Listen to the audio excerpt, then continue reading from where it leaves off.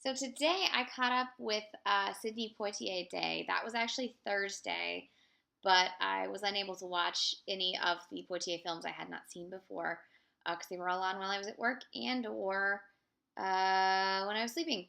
So I caught up with them today. So half of Poitier Day I had seen, half of Poitier Day I had not seen. So today I watched the half. I hadn't seen that was 6 films. Um, and it was interesting to the ones that I was missing because it sort of traced him from being sort of this supporting character through being the director, which is fascinating. Except that also one of his earliest films is 1950s No Way Out, and he's the lead in that, and he goes from that to being supporting in some of these later films, including like Blackboard Jungle, which I had seen before. And I find that really weird that like he goes from being this like lead doctor in No Way Out to being like a teenager to being like supporting to being a lead again. And like why couldn't he be a lead just going forward? Um, but that's neither here nor there. So the first film I watched was 1951's Cry the Beloved Country. Poitier, like I said, is supporting. He plays one of the priests in this. The main actor in this is actually Canada Lee. And if you're unfamiliar with Canada Lee, he's a very interesting actor, and it has a very sad story. It starts out great. He's a theater actor. He sort of took on similar aspects in the Black history community as Paul Robeson as a premier theater actor, and he worked with Orson Welles and all kinds of things. And then he moved to Hollywood and was in things like Lifeboat, Alfred Hitchcock's Lifeboat, and then he stars in this great film, Cry the Beloved Country, which you would think was all about white people if you'd only seen the poster, because it's all white people on the cover on the poster, but it's literally like 80% black actors, including Canada Lee, Sidney Poitier, and several other supporting characters. Right after this film was released, and he gives this amazing performance in this, he gets blacklisted and dies of a heart attack. So that's kind of depressing. But at least he got to be great in the few things that he was in, because he would have been great if he'd gotten to act past being 45. If you don't know the story of Cry the Beloved Country, you probably were never in school, because I'm pretty sure it's a required reading. But it's about South Africa and has a little bit to do with the beginning of apartheid, or dealing with apartheid. I can't remember when apartheid started, and the ways in which there is classism within the black community, as well as the negative effects, and they're all negative, of apartheid, and the way in which people are unfairly treated in that country. There were some moments that felt a little awkward, and those were mostly the scenes with the telling like the white side of the story. And I was like, this, you can tell that like Soldan Korda, who wrote and directed this, or produced and directed this, wasn't as interested in that part of the story, and rightfully so, because he had such better actors in the other part of the film. So you should check that one out. The next one I watched was 1956's Goodbye, My Lady. Sidney Poitier is in this for like 3 scenes. He has a very important role, but it's supporting. He's great in it. This was kind of hard to watch, mostly because of the events of today, and if you don't know what's going on in America today, please look that up. This was directed by William A. Wellman. It's from a novel by James Street. It stars Walter Brennan and Brandon DeWilde. Basically, Brandon DeWilde is a boy who lives with his uncle in a swamp in Mississippi. They find a strange dog that laughs instead of barks, and they decide to keep it and turn it into a birder. She ends up being one of the best birder dogs, and everyone's like, but she's a hound, she can't be a birder dog. It's very southern. It's a very southern movie. Eventually, you discover that this dog is actually a Benzinji, which is an ancient African breed, very rare, and clearly the dog needs to go home. And it's about coming of age and coming to terms with how shitty life can be. But it was just almost too southern, and there were like some moments, phrases that were being used where I was like, it was making me shudder. It was hard to watch. I might have enjoyed this more on a different day, I think. The next film I watched was 1965's The Bedford Incident. And hello, Cold War movies. I've been watching so many of them lately. This one is based on a book, and it co-stars Richard Widmark, who also produced the film. Widmark is a ego-bruised commander of is he a submarine? Destroyer, the Bedford. The plot of this is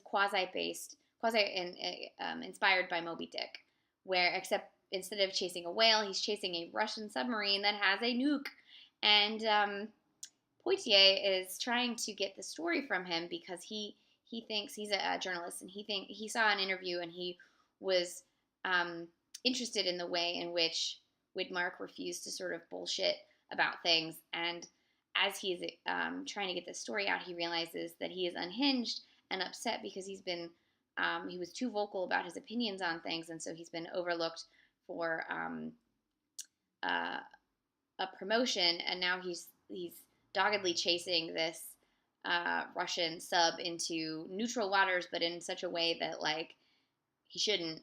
And I'm not gonna spoil it, but the ending left me shook, and I was a little like, oh shit, we're all gonna die. So if you really, really don't want to think about how we're all gonna die in a nuclear holocaust, don't watch that movie, because that will just reinforce your fears and show that we're just repeating ourselves. The next film I watched was James Goldstone's brother John from 1971. I loved this. This is sort of a sci-fi movie, kind of fantasy. Sidney Poitier is maybe the angel of death. He comes back to his hometown in Alabama, and because his sister has died, he sort of has a bit of a romance with Beverly Todd. There is a bunch of stuff going on with unions in unionizing, because this is the early 70s.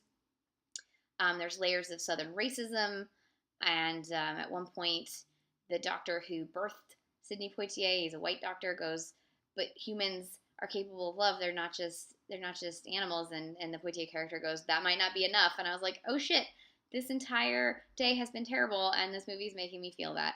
I love Poitier's performance in this because a lot of it is him observing the way people behave, and that is his character, and he embodied it so well. It was so like just enticing to watch, and spellbinding performance from him. The next two films I watched were both directed by Sidney Poitier. The first one was Buck and the Preacher. It was his directorial debut. It is a Western. It co-stars Harry Belafonte and Ruby Dee. Essentially, Poitier is a man who is helping freed slaves get across post-Civil War, get across the plains to a new life in the West. Belafonte is a con man / preacher. Ruby Dee is Poitier's wife. This has a lot to say about racism. It has a lot to say about Reconstruction, and it has a lot to say about the complicity of both white and black Americans in the oppression of indigenous people. It had so much going on in it. I was really impressed. You should definitely check this film out. It's beautifully shot, and really shows how much genre cinema can do and say, have a message, and not just be genre cinema if it tries. I really liked this film a lot, and Poitier and Belafonte have amazing chemistry together on screen. Great duo. So good.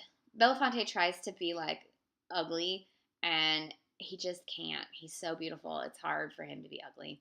The next film I watched was A Warm December, and this one co-stars Esther Anderson. Poitier is a doctor who's on vacation in London. He meets a mysterious woman. At first, you kind of think like there's some spy shit going on, but later you discover that she's actually the niece of an ambassador from an emerging African country who is wheeling and dealing to get deals made for the economic infrastructure of her country. She also, spoilers, has sickle cell anemia, and he is dealing with his feelings for her. She's dealing with her feelings for him, and her sort of commitment to her country, and their love for each other, and whether they can overcome all this adversity and be together, or if she needs to deal with what she can with her country before she dies.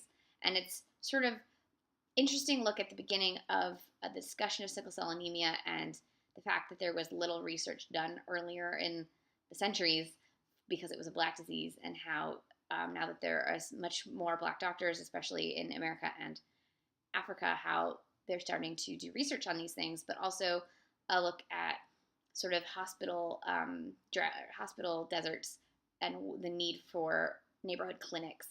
And that's what the Poitier character does. It also has a lot to say about the personal and the professional, and where your commitments lie when you are sort of in Roman holiday-esque ways, when it's your country versus your personal life. I really enjoyed it. They had great chemistry together. The one thing that irritated me was that Esther Anderson is 20 years younger than Poitier, and so there's that, like, why do mid-40s men always end up with late 20s women?